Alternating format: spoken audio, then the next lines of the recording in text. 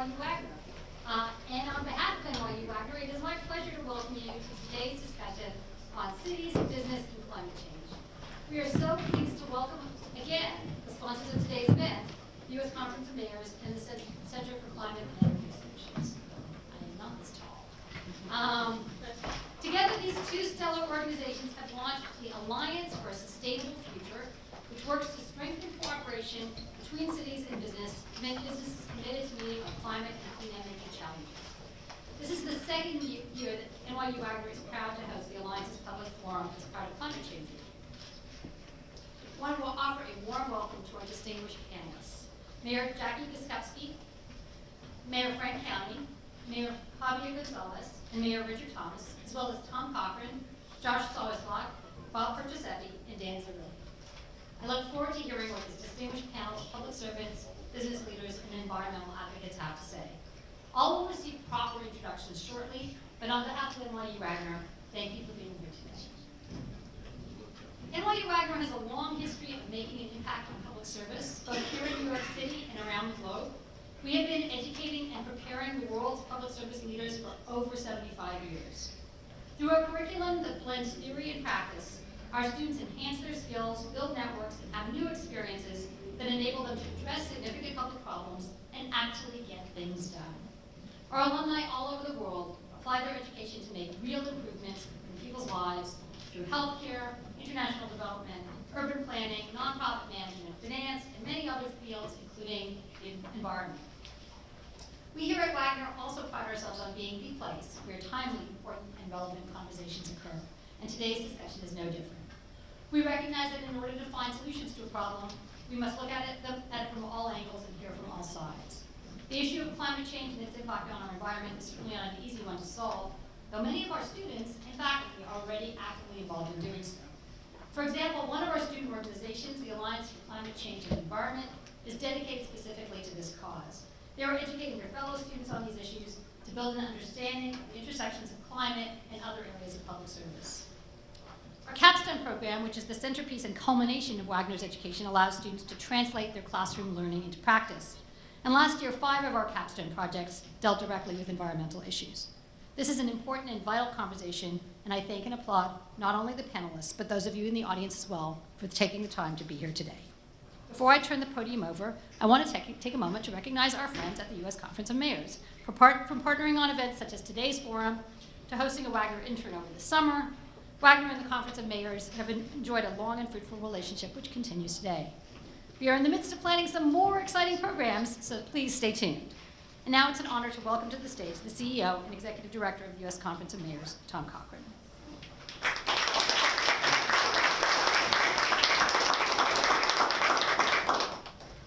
Thank you, Dean Lee. It's good to be back at NYU at the Wagner School. And when I come, I genuflect to my former president, Wagner. This is the one school in the nation that's named after a mayor for urban policy. So this is a very special place. As she mentioned, we've had several events here. We had an incredible event during the last presidential campaign, and we will continue. The Conference of Mayors has been for more than a decade now in the forefront on climate change. Bob, I remember when I was a young person walking the streets of this city on Earth Day with John Lindsay. But in 2005, Kyoto Accords came out from a meeting they had in Kyoto. 147 countries signed. The United States of America did not sign. And Mayor Greg Nichols, the mayor of Seattle, said, if 147 nations signed, can I get 147 American mayors to sign? 147, 500, 1,060 mayors signed the climate accord. And so this year we come to Climate Week in New York City, as we were here last year. And we had COP15, and we had COP15 in Copenhagen, we had COP21 in Paris. We worked hard. We worked hard in COP21. We had presidents, prime ministers, kings, queens, tribal leaders. They signed the Paris Accords. 1,000 mayors stood on the steps in Paris City Hall with Anne Hidalgo, the mayor of Paris, now chair of C40. And guess what? We had an election. And our president, quit the climate accords. The United States Conference of Mayors criticized him, took opposition to his statement. But let me tell you something.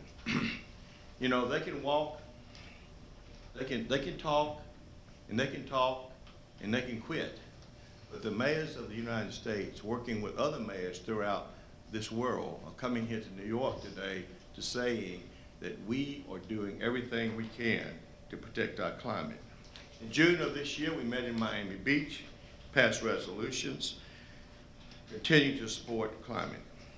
As part of our commitment to do more, Bob Giuseppe, who's sitting here, we joined with him in the Center for Climate and Energy Solutions and formed our Alliance for a Sustainable Future.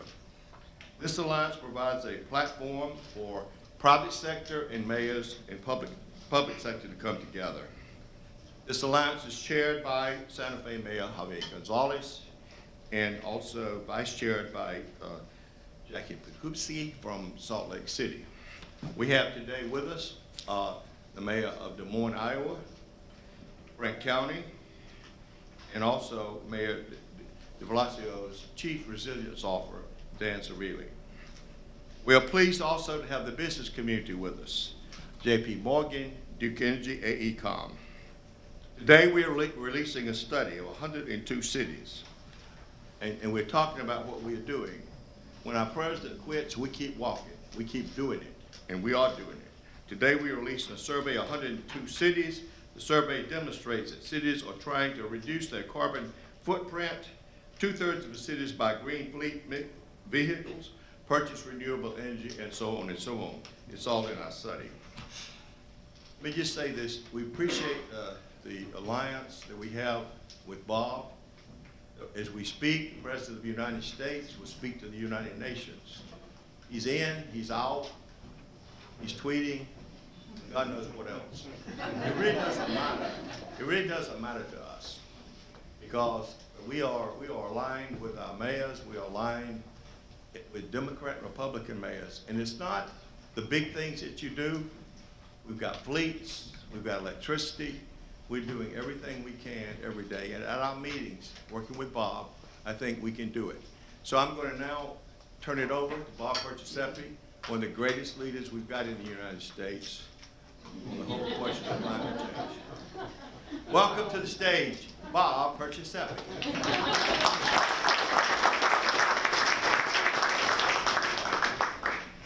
I just got a promotion, I think. Thank you, Tom.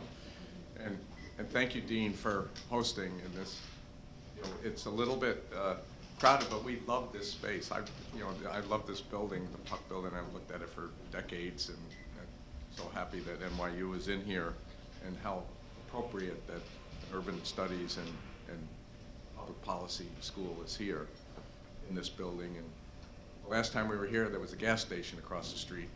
Now there's new construction. So a lot of action and a great neighborhood for you guys to be in. So I always say these things, being a former city planner, I have to sort of get my city planning, kind of vision out the window. I'm not going to say a lot more because I think, Tom, you summarized most of it. I'm going to hit a couple of key points before we start with the panel. First, the Paris Agreement, which has already been mentioned, has sent some pretty strong signals around the world. And one of the things that was amazing to me is when the United States, in May, at the end of May, through the President's speech, announced that they were going to withdraw, which of course is going to take them 3 years to do. They cannot just do it, but they can obviously stop doing any meaningful work on it. No other country in the world followed. There are 2 other countries that are not in the Paris Agreement, Syria and Nicaragua. Syria is not in for obvious reasons, and Nicaragua is not in because it's not strong enough. So the rest of the world is there. And so one of the things that we have in the United States that's quite remarkable is a very diverse and resilient form of government that goes from the neighborhood all the way up to the President of the United States and the U.S. Congress. And if the President and the U.S. Congress aren't doing something about an urgent need, the chances are going to be very high, no matter what the issue is, that at the local level, work is going to be done. And that's what we're seeing here. What we're seeing is mayors, we're seeing companies, we're seeing states stepping up and continuing to do the work they were doing and actually redoubling their energy. The survey that Tom was talking about, and there's lots of really important statistics in there, and you can look at the report, but I want to mention a couple of really key things that really are striking and important for us to consider. While we saw what we would expect, that most cities are doing something when it comes to, let's say, electric vehicles or renewable energy or energy efficiency, there's a strong amount of work going on in all these areas. But what we also found is that of the cities who are not yet doing it, most of them also want to do it.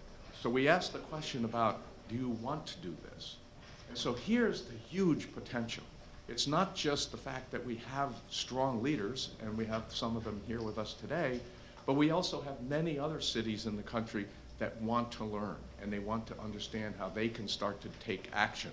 And so one of the objectives of the Alliance that we're working on is to see how we can take the information from cities that are making progress or have had success on something, and how do we get that information out to the other mayors. And the Conference of Mayors is the premier distribution network for all the mayors in the United States.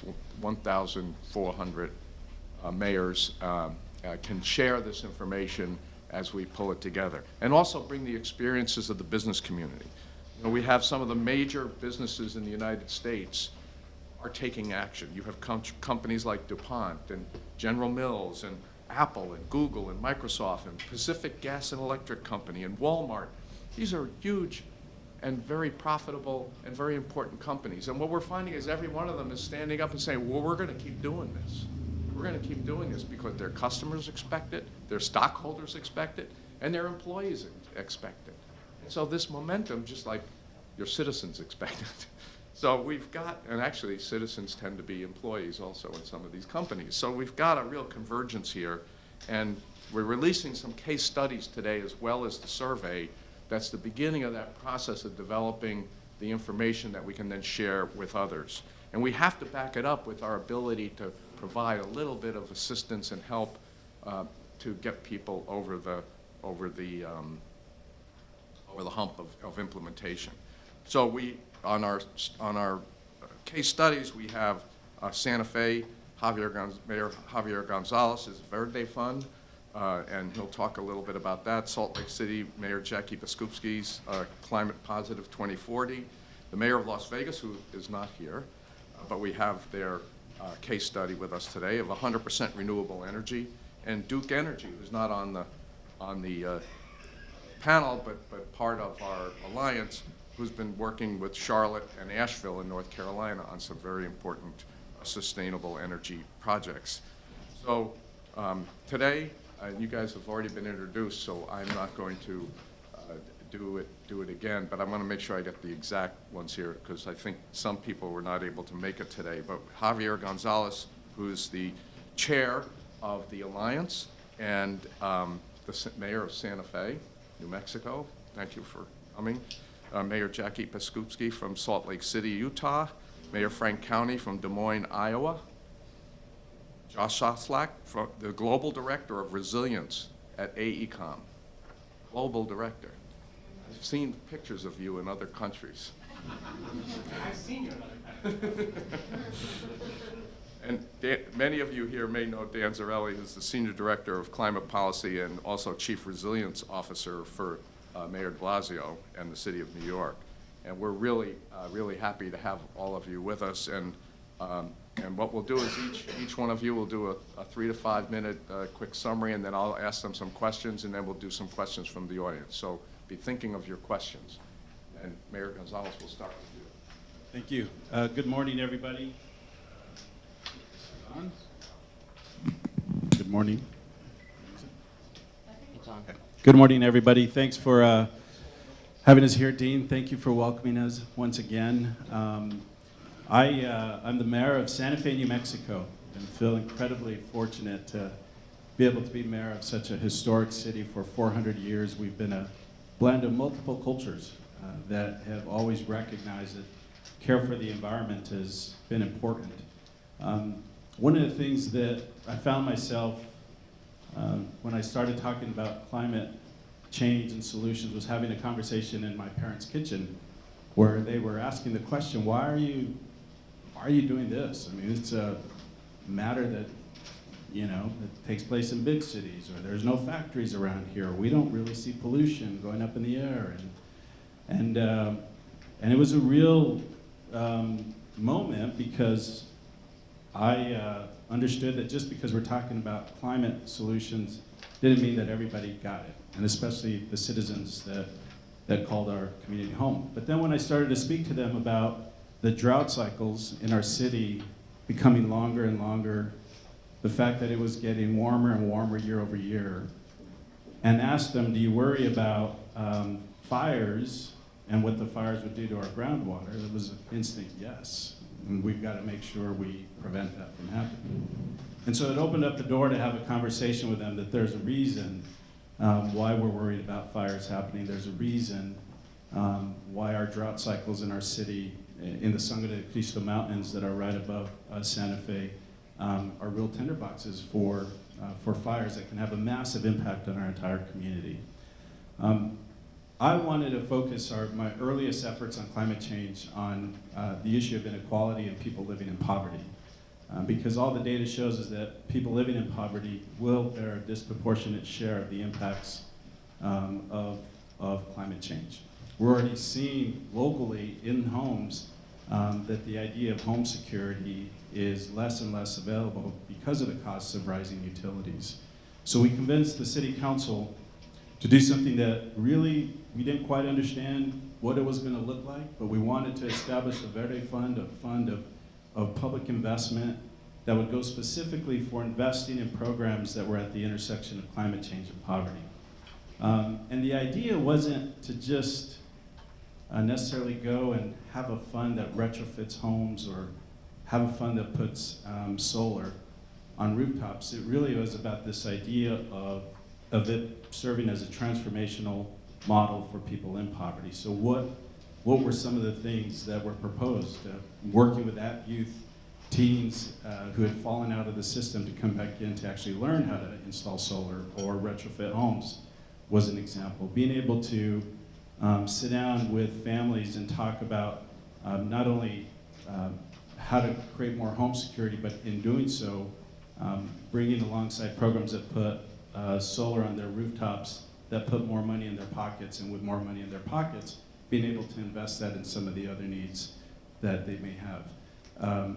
Being able to talk about the food deserts that exist in our city and how we can not only take a farmer's market out to the areas where the food deserts exist, but to really focus on investing in delivering some of the latest in technology and gardening and opportunities straight into the homes where people could begin to learn alongside the master gardeners how you actually grow your own food. And then passing an urban ag ordinance that would allow for them to sell food that they grow. And then working alongside with them so that they understood how to begin to gather more dollars for that. So we're just in early stages of what this looks like. I think the point is trying to find policy or programs that have, when you're talking about the intersection of poverty and climate change, there's not a whole lot out there that we were able to see, so we're kind of trying to pioneer out there, trying to identify what are the things that we want to use to measure our success and how do we get there. But I'm thrilled that our city did it. I think a lot of people are starting to recognize that when you talk about inequality, the issue of economic inequality is important, it's at the forefront, but so is the issue of climate and the impacts of climate on individuals living in our cities. Thank you. Okay, we're going to go to our vice chair. Okay, Mayor thank Biskupski. you. Thank you. When Salt Lake City committed to 100% renewable energy last summer, we were the 16th city in the country to make this commitment, and we were the first in Utah to do so. Now fast forward to just 1 year later, There are now 150 mayors across this country committing to 100% clean energy, including 2 more in Utah. So we have momentum, and we are all moving in the right direction. The momentum, though, of the mayors for 100% clean energy, combined with a responsive collective activity at the federal level, being so inactive, is particularly troublesome. And the withdrawal from the Paris Accord has placed an enormous opportunity, though, on the mayors in our cities to do this work. So the attention and the support that Salt Lake City has been receiving since announcing our ambitious goals has been tremendous, and it is very welcome. But without action, these pledges are simply words, and that is not who we are as a community. Without partnerships with the community, particularly businesses and energy providers, we simply will not reach our goals. So for our part, Salt Lake City has looked at our goals in 3 general areas. What we can do as a municipal government, how we can partner with our utility company, which is Rocky Mountain Power, and how we can encourage businesses and residents to partner with us. So to the first arena, last week, we completed our latest round of solar upgrades to our own municipal buildings, including fire stations. We added 756 panels, which will provide up to 92% of on-site annual electricity needs for those buildings. Solar on the rooftops of government facilities represents just one path for us in marching toward our clean energy goals.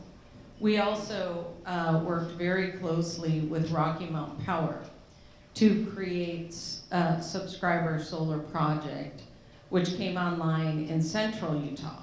And that was a big, important piece to me, that as we pull these coal-type employment opportunities out of the Utah market, that we are replacing those jobs with these new solar jobs. And so by adding 81,000 solar panels to the generation mix, that project not only got off the ground, but is completely sold out.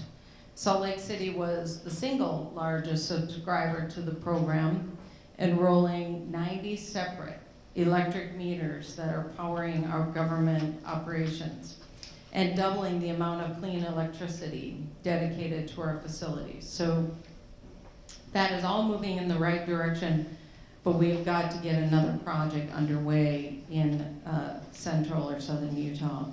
We are also working with Rocky Mountain Power to envision a much larger scale of renewable energy project to ensure the city meets our government operations goal of being powered 50% by renewable energy by 2020. With our new panels and our participation in subscriber solar, the total amount of renewable energy projects equals roughly 12% of our annual electricity needs for city government facilities. So a pretty good number for our first year in doing this work.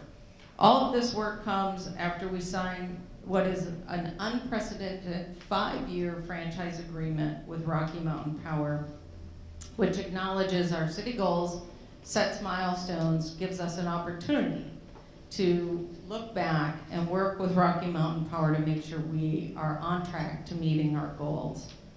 So I know that the partnerships are really key, not just with Rocky Mountain Power, but our businesses and our fellow mayors, and how we collaborate and cooperate with one another to really meet the goals that we have set out for ourselves. So looking forward to hearing more from my friends up here. But that collaborative effort also includes transportation.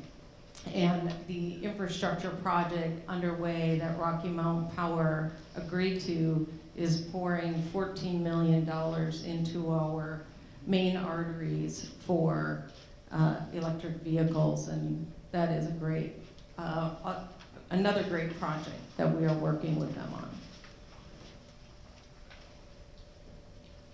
Thank you, Mayor. Mayor Cownie. Thank you, Bob. Well, wait a minute. This one on? Everything here? Well, I'm proud to be here to represent not only Mayor, but Mayor from Iowa out in the middle of the country. And those of you who watch the elections every 4 years, an awful lot of people end up in Iowa just to see what's going to happen. It's really a circus that goes on out there. And so we get a chance to listen to all the thoughts and dreams of those who want to be the next leader of the free world. So it's interesting, as a mayor of the capital city of that state, we get an opportunity to see an awful lot of people from around the world. And participating in the U.S. Conference of Mayors through the years and watching the unfolding of the efforts of the mayors around this country and some of the things that we can do. And starting my first COP with the UN was in Copenhagen. And we sent a group of mayors over there, and we all had great dreams, and we were thinking we were going to watch a story unfold that we would save the world and the planet and plan for resilience and everything else, and it would all be great. But the unfortunate thing was that was a top-down kind of a meeting. The heads of state were thinking they were going to push this down. Of course, there was some disagreement amongst the parties that were participating, and they didn't get it done. And, you know, the question that I think that comes to my mind every single day, and why I participate in this is, you know, how do we move our ambitions for climate and resilience in the face of a changing atmosphere and climate, and, you know, with hurricanes all over the place and droughts all over the place. I mean, here in the United States, we've seen horrific storms in the Caribbean and in the Atlantic. And on the other side of the country in California, they're on fire. Whether it's California or it's Oregon or it's Washington, they've got droughts going on, heat waves going on, unprecedented. And that's just talking about the United States. The same thing's going on around this world. So we have to come back as mayors. What is it that we can do in our own places, and how can we make a difference, and how can we share our best ideas and best practices and hand them off not only in our own city governments, but also to our citizens and to the businesses, whether it be commercial or industrial. And Des Moines is a big insurance area. Those of you who are taking notes, Des Moines is the third largest insurance center in the world. And so sometimes we think we have surpassed Hartford, but at any rate, they claim they're number 2 and London's number 1. So we'll go with that for today. But the most important thing is we think about it, and to tell you a couple of quick stories about the frustrations I had as mayor in the early 2000s. When I go home as a fairly newly elected mayor, and I'm trying to convince people that this whole climate thing is a really good idea, and we're working on it. And I think as we started, we had 5 or 10 mayors that came together, including Mayor Nichols. And, you know, what are we going to do? How are we going to move this whole thing forward? And I'm preaching, and I noticed that my city council wasn't even listening because they didn't think anybody cared about it. And so we had a mayor's task force to work in the environment and how we're going to change our city government and how we're going to change codes and do all that sort of thing. And only when we had a town hall meeting and about 450 people showed up, did finally my even city council discover that citizens and residents cared about the future of their city and what it is that we're doing and how we're spending our dollars and what kind of plans that we can put in place. So I want you to know that citizens play a huge part. We're just, you know, local leaders. We're sort of figureheads up there, but we need the support of the citizens to show everybody that this is really important work. So whatever position that you sit, whether it's in business, whether it's in academia, it's whatever, it's all of us working together that are gonna make a difference. I'm thinking about, again, my city, we worked on our own buildings in the city. We've got LEED Platinum buildings, and I've gotta tell you, I had to struggle with my own staff. They didn't think it was a big deal. They said, Mayor, we'll never pay that back. It's gonna be 7 to 10 or 20 years before we'll ever pay back the difference between a LEED building and a regular building that we would ask people to move out on. Well, guess what? They finally, just to cap me down, they put a LEED bid out and a conventional bid. The LEED bid came in under the conventional bid, and so they had to build it. So all of a sudden, we had a LEED building, and our building manager for the city became a believer. And I went to a meeting not long after it, and this guy, you thought he invented LEED.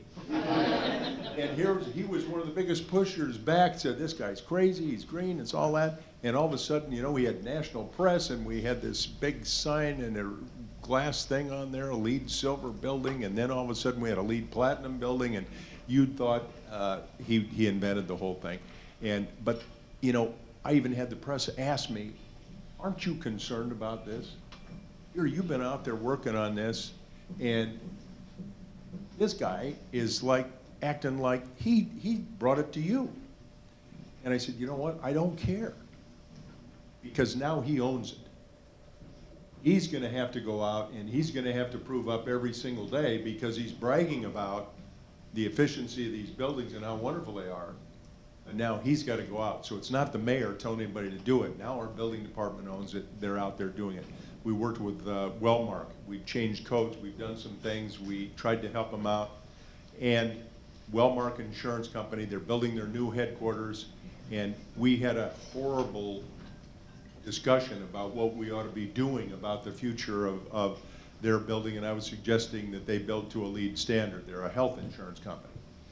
And so they pushed back, it cost too much, and all of a sudden, he gives me a call after my city council members were saying, these guys are gonna move out of Des Moines, they're not even gonna be here. And I get a call from the CEO, and he said, I've made a business decision. He said, I think this will work. I think you'll be proud of us. Well, that's all I knew until all of a sudden, the day that they opened the building and cut the ribbon, LEED had come in, and the U.S. Green Building Council had said, oh, by the way, this is LEED Platinum. So LEED Platinum, at that time, this was the largest single owner, single occupant LEED Platinum building in the world. And so we have been able to work with the private sector, in our own sector, and others to make things happen. And that's the only way we can do it. We've got to be partners with everybody, and everybody has to understand the benefits of doing it. And I want to say one more thing, and I know my time is up. We also worked with Mid-American Energy. Mid-American Energy is our distributed energy provider in Iowa, at least in where Des Moines is, and they have about 10,000 square miles of area that they cover. A number of years ago, Mid-American Energy wanted to build 3 or 4 new coal plants. And again, as mayor, I was a little concerned about building more coal plants. But it wasn't me as the mayor that helped it happen. I got citizens who went with me, and we jumped up and down, we yelled, we walked, we marched, we did all kinds of stuff. We went to the Iowa Utilities Commission, and I think they got a little nervous for some reason, and they said, no, no more coal plants. So Mid-American Energy all of a sudden had to rethink, what in the world are we gonna do? We're gonna build gas plants, or are we gonna, oil plants? What are we gonna do? They switched to wind. And so 10 years ago, they had no wind at all. They were over 70% powered by coal. Today, just before I came here, I called the CEO and I said, how are we doing on being net zero by 2040, and he said, by the end of this year, the end of December, Mid-American Energy, and with our partnership with you and your help and everything else, we're gonna be at 49% wind renewable. Huge.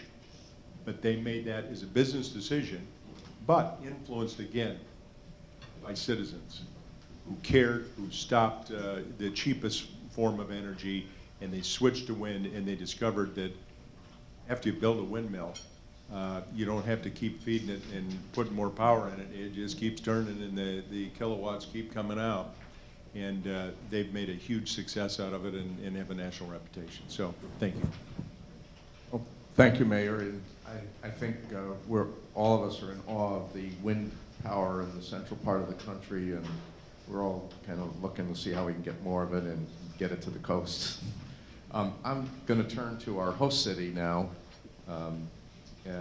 Dan, I'll let you say a few words about what's been happening here in New York, which is, last I checked, a lot. A few things happening here. Thanks so much for having me here, and for those of you who are from in and out of town for Climate Week, welcome to New York City. We're just thrilled to be able to host this event every year, and thrilled to be able to join here with U.S. Conference of Mayors and C2ES for this event for the second year in a row, and so thanks for that. The things I think I wanted to convey today is, one, this idea of silver linings. There's been a lot said about the destructive actions of the Trump administration, which are absolutely true, on withdrawing from Paris, and a number of other fronts that continue to push forward on the environmental front, which surprisingly the Trump administration is almost most successful on their environmental agenda, which is bad for all the rest of us. But there's two silver linings that come out of this that I've been sort of focusing on for the last couple months. One is that over the last 8 months or so, we've actually had a growing national dialogue on climate. It's in the media, it's being talked about as the hurricanes continue to get stronger that are coming out of the Caribbean. We're having more and more dialogue about climate, which, you know, it wasn't really a topic in the last election. It should have been, but it wasn't. Now we're having that dialogue. I think that's a positive thing to focus on. The second is the energy and the commitment of those who maybe said the federal government should handle this issue in the past, that are now realizing that we cannot rely on the federal government to act on climate. We need to come together and do that ourselves. And case in point, the day after the Trump administration pulled out of Paris, Mayor de Blasio signed an executive order here in New York City, committing ourselves to the goals and principles of the Paris Agreement and to act to achieve the stretch goals of 1.5 degrees Celsius. Over the course of the next week and beyond, we are now up at 375 mayors through the U.S. Climate Mayors Organization that have committed themselves to Paris. And I think seeing this collaboration with businesses, all of the cities, businesses, states, universities that have come together under the We Are Still In campaign, there is an enormous amount of positive action that is going to drive this forward regardless of what happens in DC. I think there's some things there to focus on. Now here in New York City, it's not enough to just say we are going to, to say that we're going to stay in Paris and leave it as words on paper. We have to act. We know we have to act. We set a target a few years ago of reducing our greenhouse gas emissions 80% by 2050. Let me share a few numbers beyond that with you. We have about 1 million buildings here in New York City as you look across the skyline. And those 1 million buildings account for about 67% of our greenhouse gas emissions across the city. We're flipped from a lot of other cities where the majority comes from transportation. The majority comes from buildings. And lo and behold, the largest buildings, of course, contribute a disproportionate share of those greenhouse gases in New York City, to the point where there are about nearly 15,000 buildings. It's about, so 1.5% of our total, that actually contribute 24% of our greenhouse gases in New York City. But just last Thursday, Mayor de Blasio announced a brand new policy. We are going to begin requiring retrofits of those dirtiest buildings to reduce and get below a cap for fossil fuel use in New York City. And so we're setting caps. We're going to be working with the City Council and with all of our stakeholders and friends in order to get this passed into law, into our building code, to mandate those retrofits.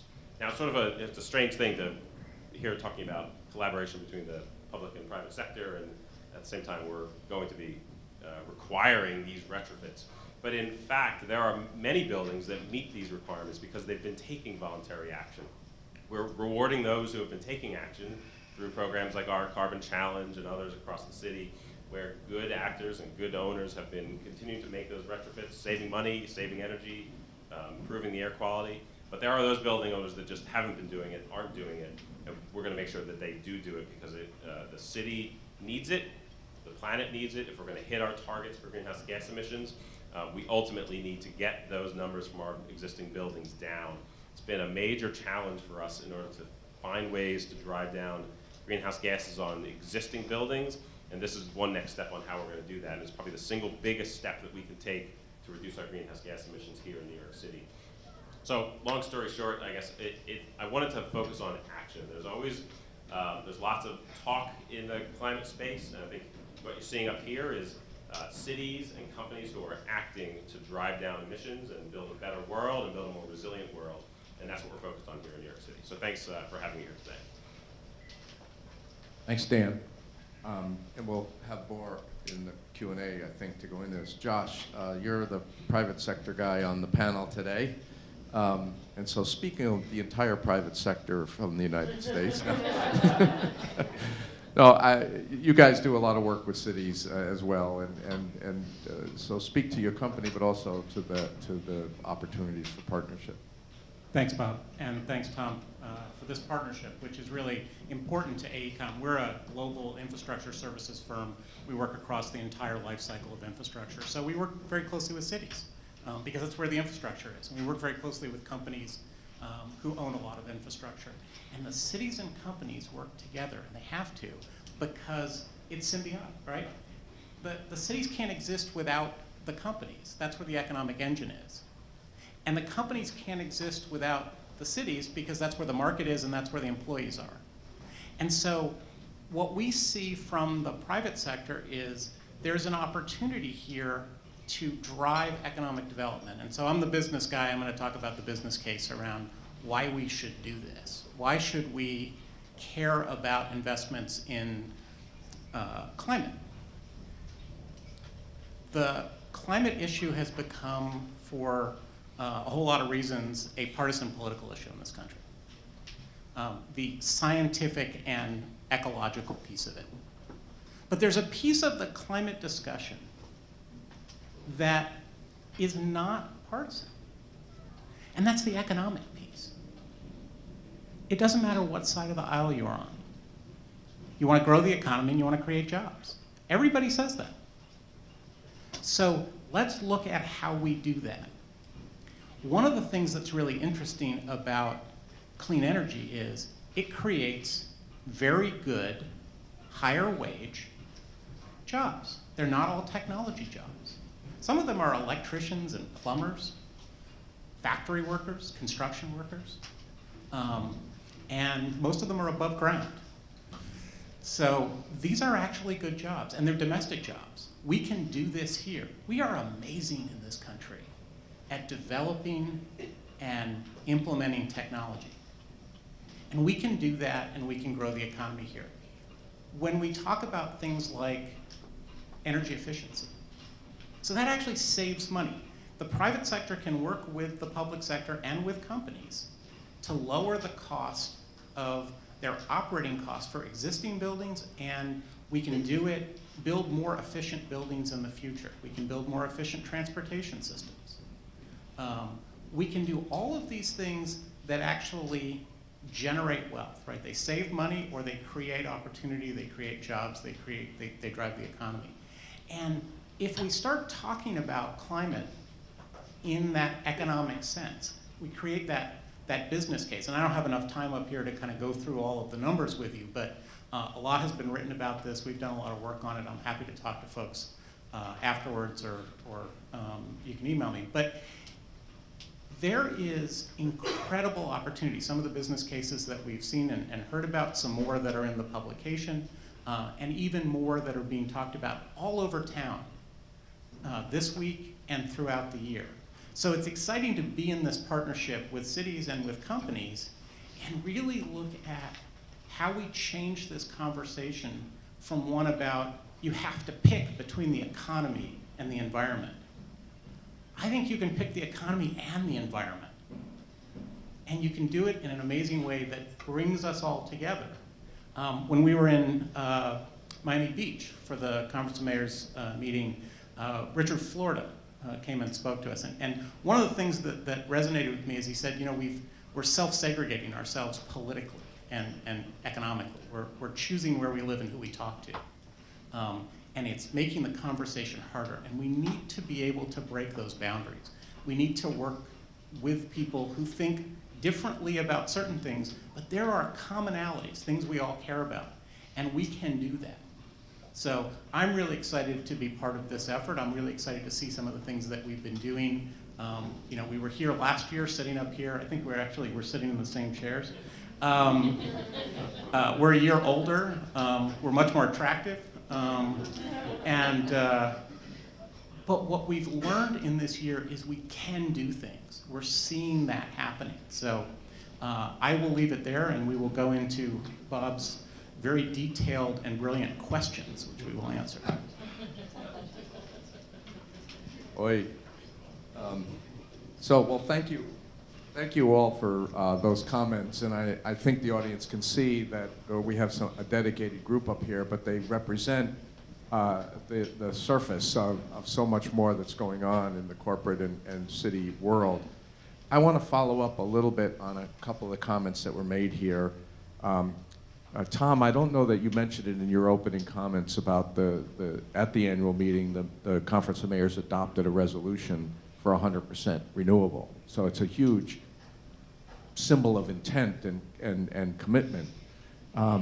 Dan, you mentioned the spontaneous combustion that happened right after the president made his announcement, and within days, a group called We're Still In evolved, and Mayor Biskupski, I think you were on the very first press conference that group had, which wasn't really a group, it was like a thing. Like it just popped up, a pop-up. But it popped up because of the intent and enthusiasm that so many people have to keep moving forward. The climate mayors joined with the business folks, joined with the states, joined with the university presidents. I think everybody at the table here, on the stage here, either company or city has joined that statement of intent. And so we have commitments like the resolution at the Conference of Mayors. We have statements of intent to keep going. We have actions that you guys have all described. What would be your recommendations to the Alliance itself or to people here in the audience that are working on these issues that could help turn all those intents and commitments and goals into action? What is one or two things that you could mention, and I'll go down the line here, that might be helpful on the implementation side, moving it to the next step? Obviously, that's one of the things we're trying to do, but this is a time for your thoughts on what that might be. So why don't we just go? All right, we'll start with you. Keep pushing us, right? Mayor de Blasio talks about this a lot, that in these moments, and it's not just on climate, but so often people are pushing governments. People, when we look around, and this audience I'm sure gets it, you're constantly looking for ways to push your leadership to move faster, to go farther. And I think that's a helpful dynamic, and I would encourage you to keep it up. We all need to be kept on our toes up here, and we all need to be pushing for more and more aggressive solutions. And your voice matters, and I think that's a really important message. Let me give two things, and one for cities, which is think about what you want, but understand that you need to be flexible about how you get there. We have a long history of doing things in cities, and sometimes we have to change the way we do it. But what's important is where you end up at the end. Get what you want. And so understanding that, Mayor Gonzales and I were talking about this earlier. For companies, understand that the success of the city is critical to you. You cannot survive. Vast majority of big companies cannot survive without cities. People are moving into cities. It's the future. And if you want to be part of that future, be part of building that in the community.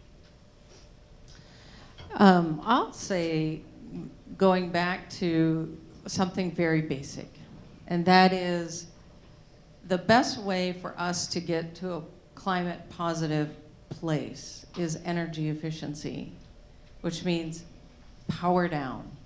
Everyone needs to power down whatever is going on in your homes or your office whenever possible, because that is the easiest way to eliminate our carbon footprint.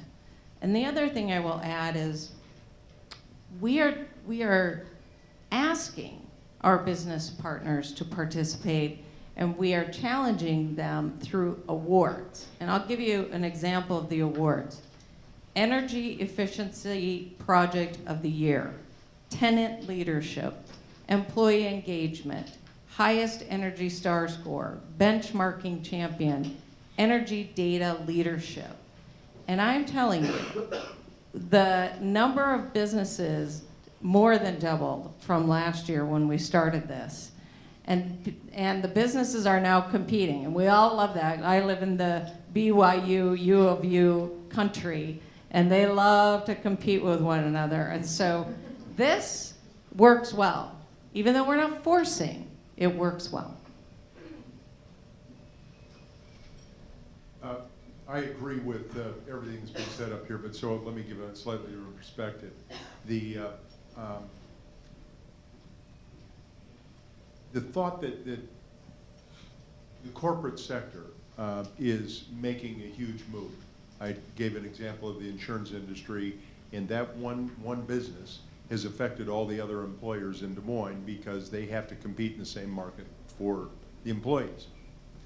But I notice in some of our town halls, there's an ambition on the part of citizens to also get there.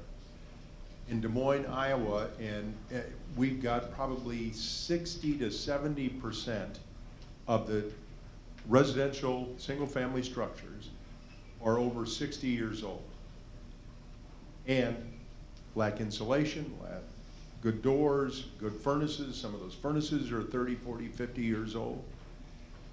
But they don't have the money to be able to do anything about it. So we have to work with the insurers, with those bankers, with everybody else to come up with some sort of a scheme. So we know the corporate people can make a decision, and they'll make a business decision to make some money on the deal because they'll save a lot.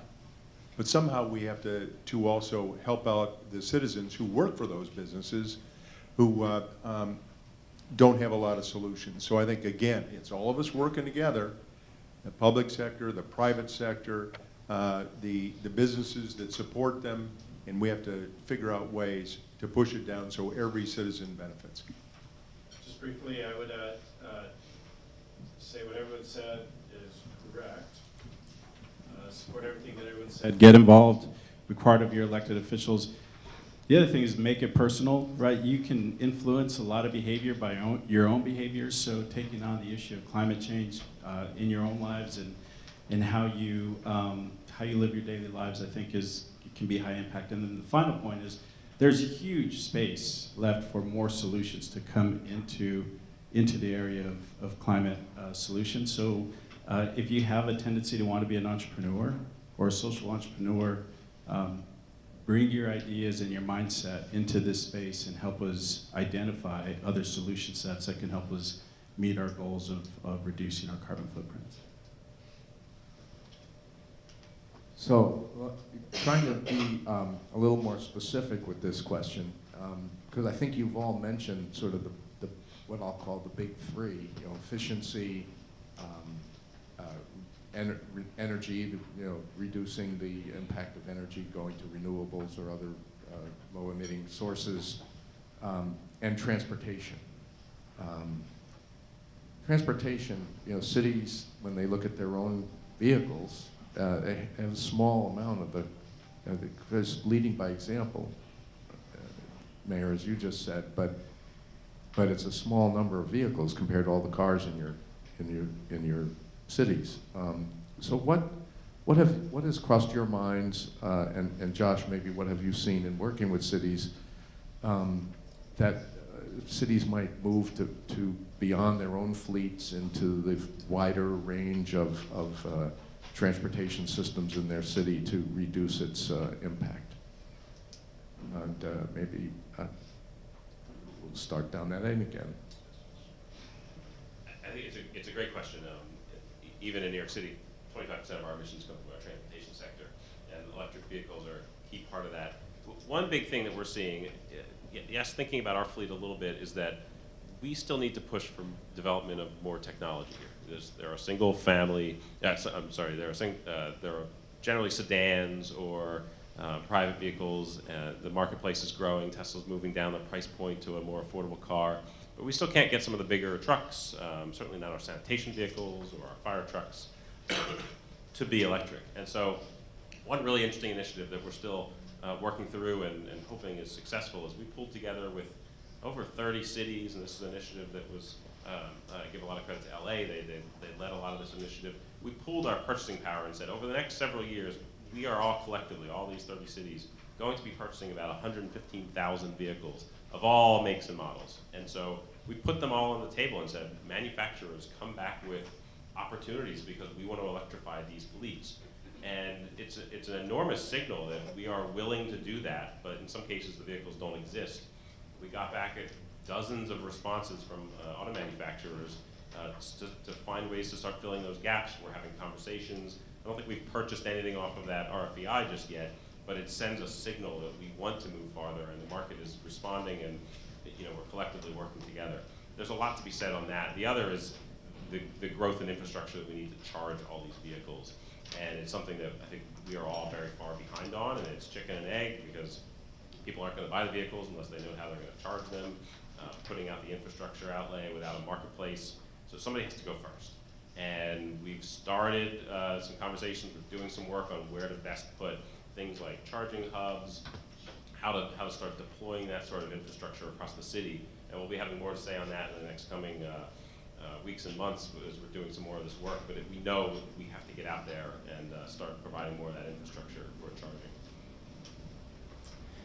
I think there's some interesting things happening in this space, and obviously investments in public transportation are huge, and depending on the size of the city and the kind of geographic makeup of it, it's going to be more effective or less effective. And there are some communities that are more spread out. It's harder to do that. These are land use decisions that are not easy to just turn a switch on, right? It's in New York City, you can move a lot of people in a subway. That's harder to do, if you're in Des Moines. And I think there's two things. One, as Dan mentioned, the electric vehicle technology, especially when it starts to get to issues of trucks and other vehicles, is something that is changing. We haven't really seen the inflection point there yet, but when we get there, it will be really interesting. The other one, and we had a business council meeting, and somebody came in talking about kind of the future of energy investments, and one of the things that he brought up was this idea about carbon neutral liquid fuel. And there's a lot of talking about how to do that, because what's really interesting about it is if you can break the code on that, the infrastructure's already there. And so that actually is a real positive thing and it may be in the end it's an electric vehicle or some other kind of vehicle, but maybe there's a bridge to that helps us. And it's going to be a transition. It's not going to be a night and day kind of thing. It's going to get dark and then light and lighter and lighter, and then the sun comes out. A couple key things are happening, though. I believe we will see electric buses coming online next year. There is a great deal of work happening in our ports that creates the opportunity for electric forklifts and electric devices to be used in our ports to move product around. Some of that work is going on in Long Beach. We did a tour out there recently, and it's very impressive. But the technology has to continue to evolve. There's no question, and this country has to put its nose to the grindstone to really make sure technology is evolving as quickly as we truly need it to. We also know that we have real opportunities as we develop. So when you talk about land use, I'm sitting on the state's transportation task force, and there's a desire for the state to incentivize land use decisions by local governments, especially along transportation corridors, to make sure that we are developing in a very friendly way to using mass transportation. And some communities in my state have not done such a great job. And so the state is actually, surprisingly, very interested in making sure mistakes like that don't continue as we move forward and develop as a state. So, I guess that one of the things that I could talk about is our effort in city government, at least in the city of Des Moines, to look at electric vehicles, to look at other things. Of course, there was a big push in Iowa for a while for ethanol. I personally don't want to spend much time on ethanol. It's not a model that looking at the numbers, Josh, that made much sense to me. So our fleet is looking at electrical. So we are not only trying to provide spots for the general public to charge, you know, like at our libraries, and we're going to start installing charging stations in our parking ramps and things like that. But also, we're going to our Salt Lake City mayor's point, we're going to put 5 to 10% of our bus system. We have orders in for electric buses, and we're going to see how it works. I think the problem at the moment is the battery are very expensive, and so therefore it makes the payback, because again, back to what model drives people to do it. If you're a business person, it has to make some financial sense. And the payback at the moment, they say, is 7+ years. But I think it's worth trying. We're going to make the investment. We're going to do that. We're doing the same in our fleet and trying to find more providers that do that. But we have to do it across our whole system. Just briefly To add that everything that's set up here, yes, all areas that we have to focus on as public leaders, we have to be intentional in how we use public resources to purchase green fleet. But I will add, our challenge in Santa Fe, and I think it's the way it is in many communities around the country, is the issue of housing. So more than 60% of our workforce lives outside of the city, and they commute into the city because it's become too expensive to live. So the opportunity to look down the road and be able to repurpose properties for infill that's supported by clean energy infrastructure, where it's actually more affordable, and repurposing properties in areas that are within proximity of where they work is a big deal. So even if you can afford to live in the city, you're living on the outskirts, and all the employment centers are downtown, so there's lots of vehicle traffic. So we have to really rethink our own land use patterns so that we're putting people, or people are able to live closer to where they're able to work, and it's more affordable, and they have opportunity to actually raise their families. But until we can solve some of those challenges, some of those economic challenges, it's gonna be tough to move everybody to green fleets and to using electric vehicles and such. Well, that was a good discussion, and the reason I asked the question was to try to get what we just heard, and that is that this is not just about, when somebody says we want to electrify transportation, it's not just, although I think these are amazing cars, it's not just buying a bunch of Teslas. First of all, you know, we have very different income levels in every city. You know, some neighborhoods are just not going to go out and buy a bunch of Teslas, no matter how cheap it gets. So, you know, so there's things like ride sharing. You know, LA is now experimenting with an electric car ride sharing type of, vehicle use. Multiple family can use the same vehicle. buses and transit lines and land use, all things that mayors work on with their counties and states. Looking at the system. Transportation planners have this thing they call vehicle miles traveled. And then you can have vehicle miles traveled per person. So you have 2 people in every car instead of 1 person in every car. You can reduce the vehicle mile. That very simple. VMT we call it. But getting more people in transit, getting more people to be able to share rides with electric vehicles, particularly if there's different income levels, looking at the whole system where the charging stations are.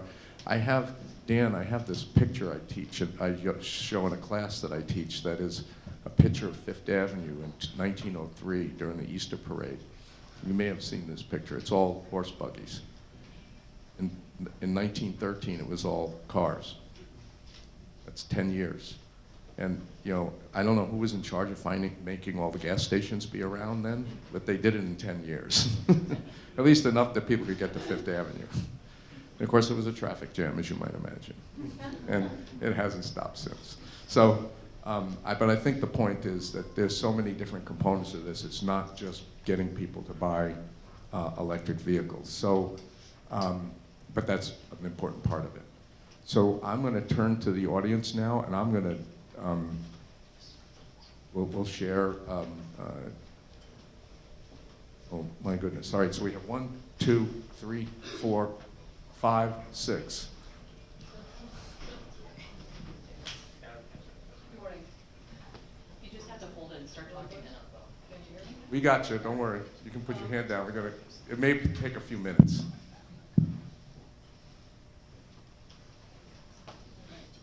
So who's missing from the stage is the utility sector.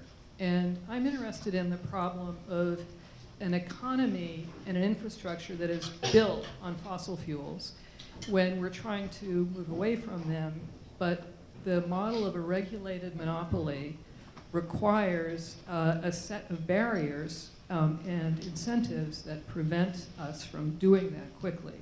So how have you, because they're regulated, they can only increase their revenue by selling more electricity.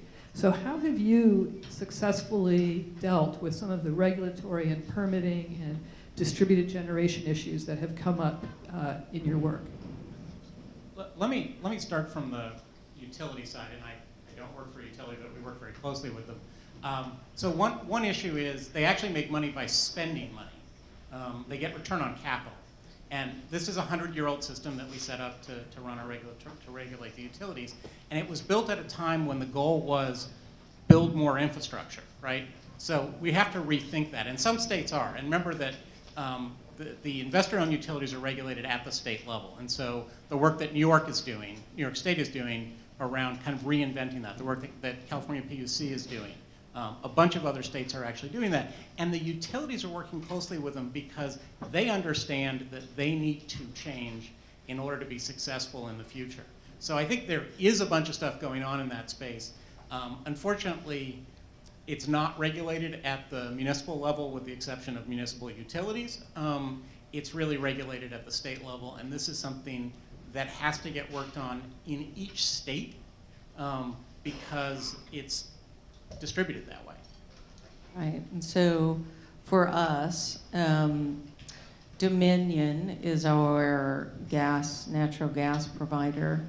I know they are diversifying their portfolio a bit. It's an interesting conversation around natural gas and just how long we think that will be an energy source. I think we're moving much more quickly away from coal-fired power plants, and that's not the only plant that wasn't built. There's several across this country that have not been built, and those funds are now being invested in solar or wind. And that's because we're demanding it, and we need to keep demanding it. And the collaborative nature of how you contract for energy is also very helpful too. You know, we created a 5-year franchise agreement so we can do a check-in right? That's unheard of. Nobody's ever had that in the past. It was 20 years. So, you know, it's getting creative and holding our partners accountable and having real conversations about showing up in good faith. And that is happening for us in Utah. So the next question, unless somebody has more to add to this, the next question was over here.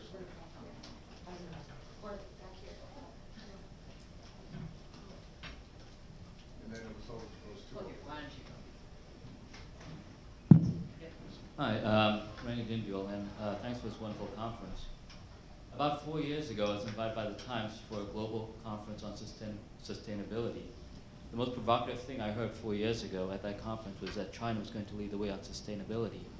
So, how do you assess that statement today? And the mayor of Santa Fe mentioned that there are no models out there that he could really gravitate towards to implement his programs. Are they at a point now of possible guidance on sustainability?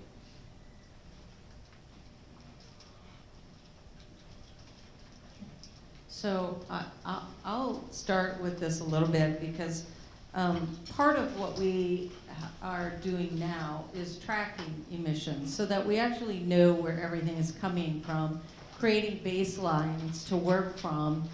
And as we use software to track, we can forecast and we can do monitoring, you know, and it's happening in thousands of communities. It's not just the cities that we're talking about today, but it's all over the country.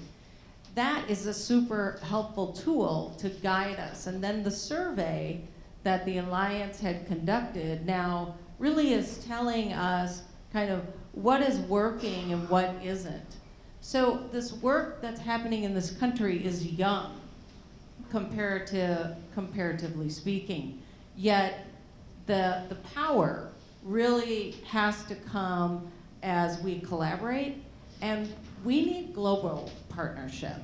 You know, there is some truth to that, and that global work will help us really move quickly if we join forces globally and not just try to do this on our own.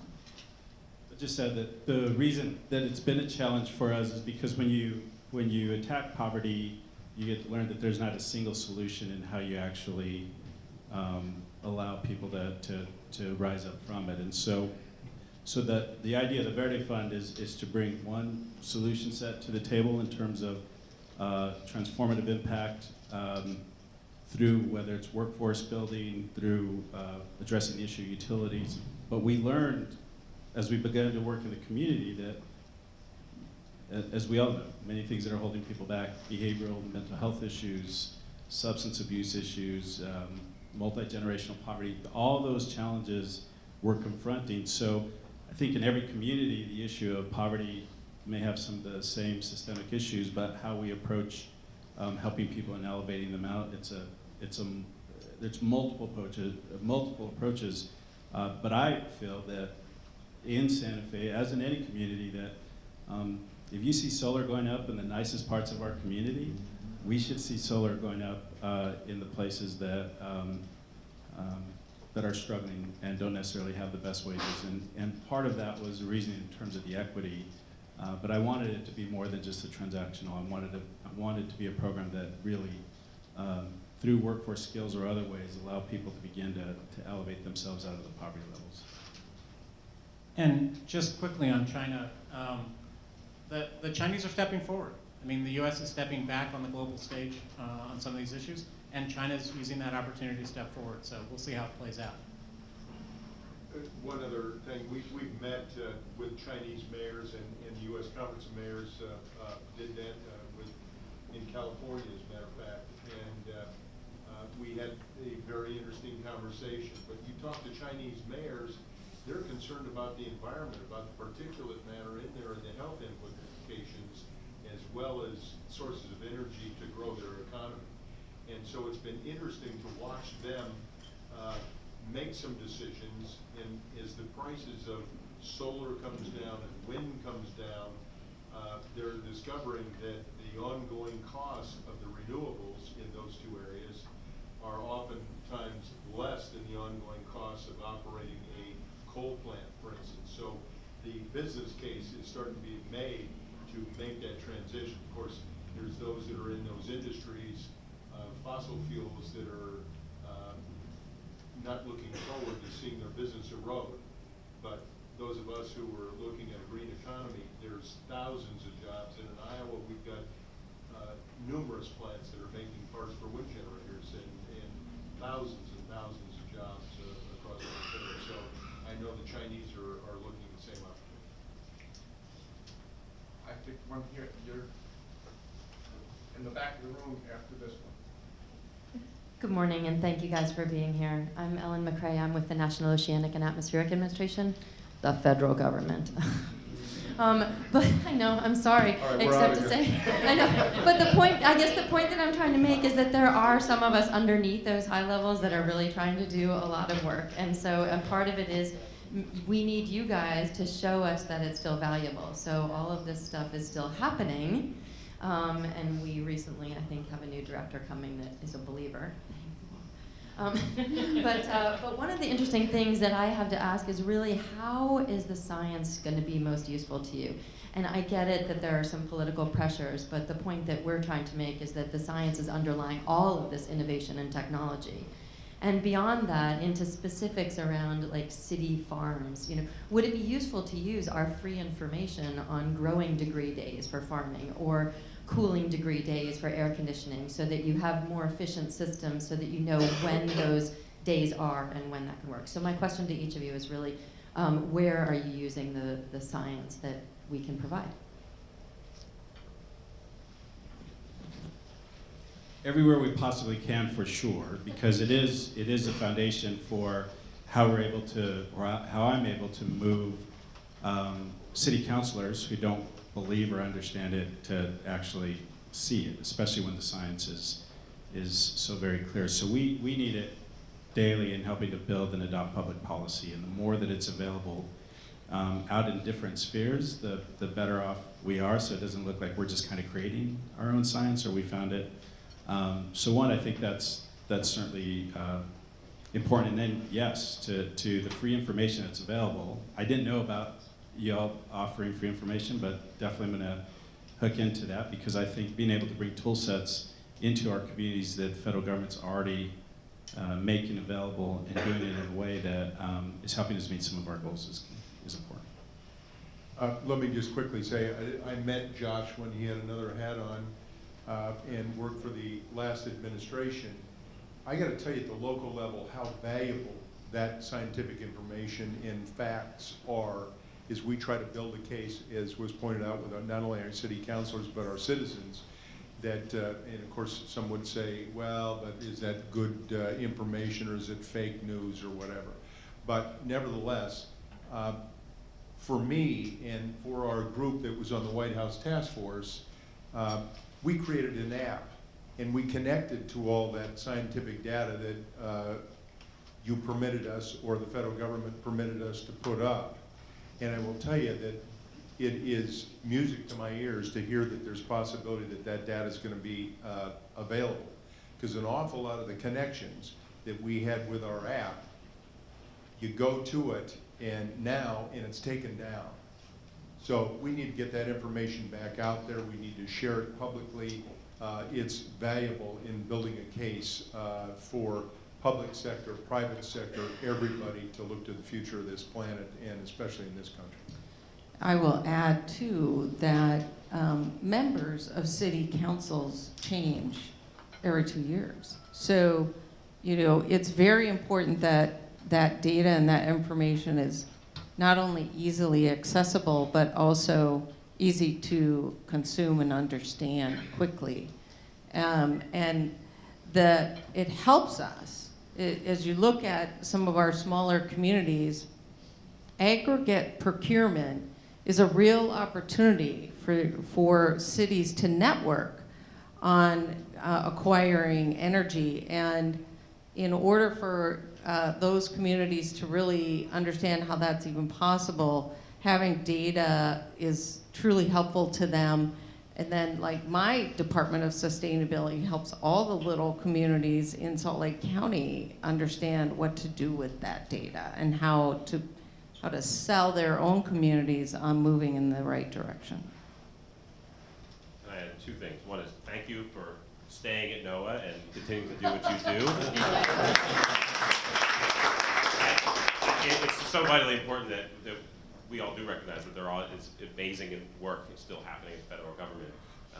And one that I think you know that I'm aware of is I was recently rudely kicked off of a NOAA Federal Advisory Committee on the Sustained National Climate Assessment. And Sustained National Climate Assessment, I think, is partly an answer to what you're talking about. And my experiences there are really driven by what we've done here in New York City with the New York City Panel on Climate Change. And we have a group of academics that are regionally based that help us think through the implications of the most recent projections and use that to inform our policy. And so everything we do in New York City in our climate policy is informed by the best available and local science.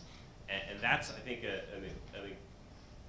it's a reason that we should be using this information that's available at NOAA and other federal agencies to inform what we're doing. Not everyone has the capacity of New York City to set up their own panel on climate change, but the resources in the Climate Resilience Toolkit and other tools that are out there can help cities and mayors and businesses apply that information in the smartest way possible. So it's a really important point. Thank you. All right, so we have two more lined up here, I'm afraid, and we may run out of time after that. But I also want to thank you for bringing up the issue of all the employees that are still working, as a former federal employee myself.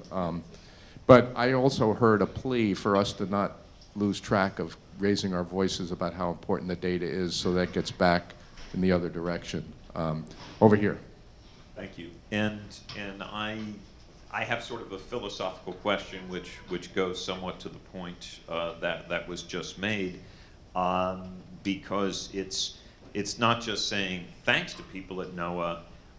It's saying thank you for saving lives last week, and the media, the fake media, and the deep state saved lives last week, and that's you've been talking about believers and non-believers, and that's the philosophical question I wanted to ask, which was before Irma came to Florida, it was in a way encouraging to see the governor of Florida, a denier from way back, looking really humbled at what was coming and being very responsible in how he was telling people to prepare.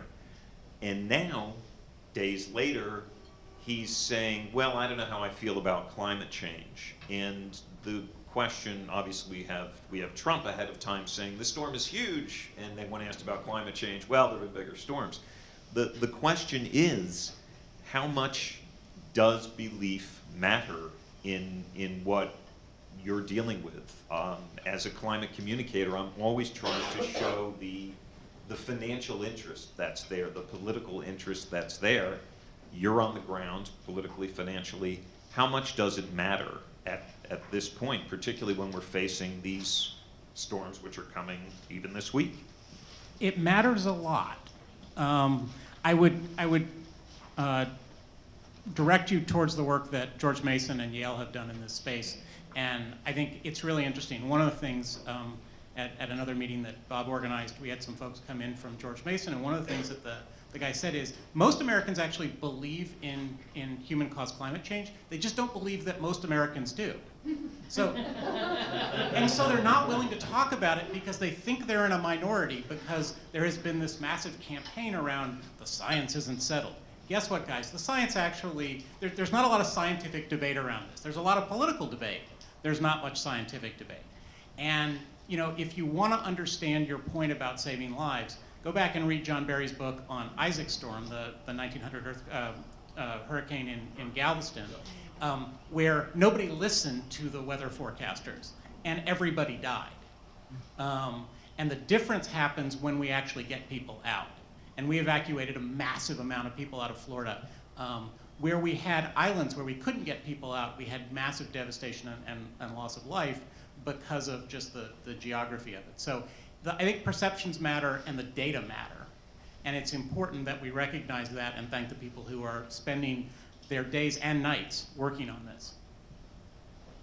All right, back I think it was mentioned that solar is more available in richer neighborhoods, high-income, let's say, developments. But are there policies being put in place to ameliorate that and to make it available also in low-income neighborhoods and low-income development? Like, for instance, tax breaks, or has Donald Trump eliminated all that kind of tax break opportunity to create solar in any neighborhood, every neighborhood?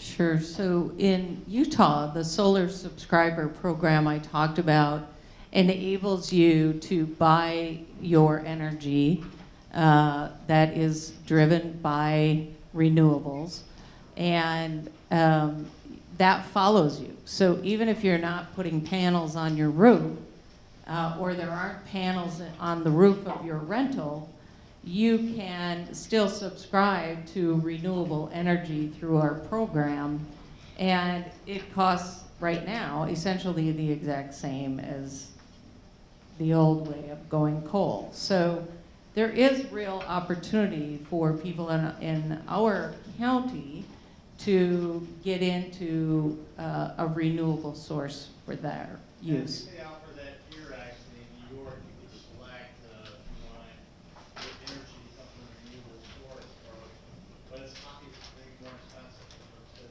Well, you might be referring to some of the ESCOs, the energy service companies, on your bill. And there's a whole thing going on at the state level on the way that they market their services and whether that's a good practice. So putting that aside, we also have a program called Solarize that we're piloting in a couple different neighborhoods here in New York City, where it's community solar. And just like described in Salt Lake City, your building may not actually have the roof space to put solar on, but you can subscribe and partner with somebody who does have that roof space, and you all get that benefit.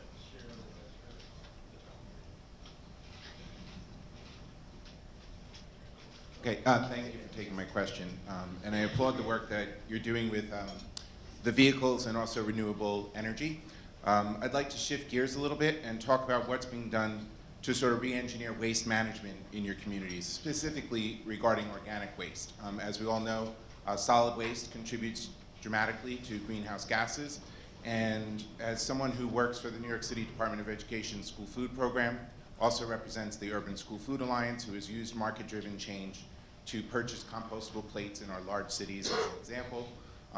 We know that we can do this in partnership with industry and with inter-agency cooperation across state lines, as well as with advocates like the Natural Resource Defense Council and others. So have you thought about ways to sort of create incentives or motivate infrastructures to create industrial compost hubs nationally? This seems to be in its infancy as far as our research is telling us, and as we continue to be good suppliers of compostable materials in the school meals program nationally, and being able to serve off of round compostable plates for 5 cents through this market-driven procurement, whereas previously it was 12 to 15 cents for schools. We know that we can create the educational system. We know we can create the experience. As many of you mentioned, experiential learning is important. We want the future generation to understand their role in the way that they're selecting their foods and they're composting their waste. But the infrastructure is not there nationally to deal with industrial compost. Comments? Oh. I might just say that the city of Des Moines, we are looking at, we first thought single line, single stream recycling was great, just dump it all in the same barrel and it was all going to be great. Now we're separating organic matter with cardboard, paper, and whatever, and putting yard waste, kitchen waste in one barrel and the others in a different one. And what we're trying to do is get to 60, 70, 80% recycle rather than everybody throwing everything away and just going to the dump. So we're trying to figure out how to repurpose, reuse everything that we're using, and sort of a cradle-to-cradle concept, if you will, on how we look at every single piece that otherwise seems to be manufactured to go into the dump, and how we create a future where we upcycle everything. Anybody want to say anything else? I'm, go. This is a huge problem. This is a huge problem. About a third of the food generated in the world is wasted. And most of that goes into landfills. And when it goes into a landfill, it does not biodegrade. You know, we think about like, you know, you throw the apple core, no. It goes into a landfill, it creates greenhouse gas. And so we can do so much by reducing the amount of food that's wasted, and then the food that is wasted, if we can compost that food, we can actually do some really amazing things. And there are some great programs around the country and around the world. And there's a new movie out about this called Wasted, which if you get a chance to see, it's actually really cool. Yes, so I agreed with the observations. I'm going to just point out, just from my own knowledge, two things that you may want to look into. One of them is university systems who are also have also signed on to the We're Still In pledge. Places that I've been to on campus where they've gone to 100% zero food waste because they have composting program. The utensils are compostable, the plates are compostable, all the things you just talked about. So there are a number of universities doing that.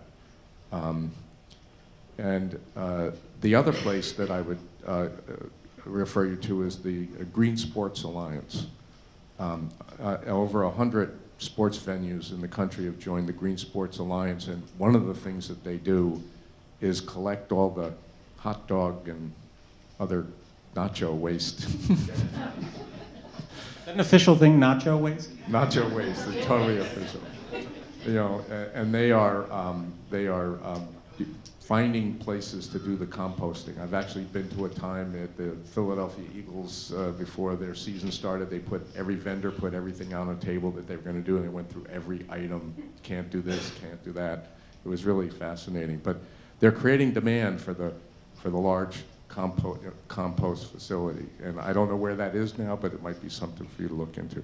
I'm afraid we are out of time. I'm so sorry that a few other hands are up, but we have to be out of here by in 4 minutes. So I know if one more question is asked, there'll be more than 4 minutes of information that'll be imparted. I want to thank the panel, and I hope you all will enjoy this and also learn something from it. And thank the U.S. Conference of Mayors and NYU Wagner School. Thank you.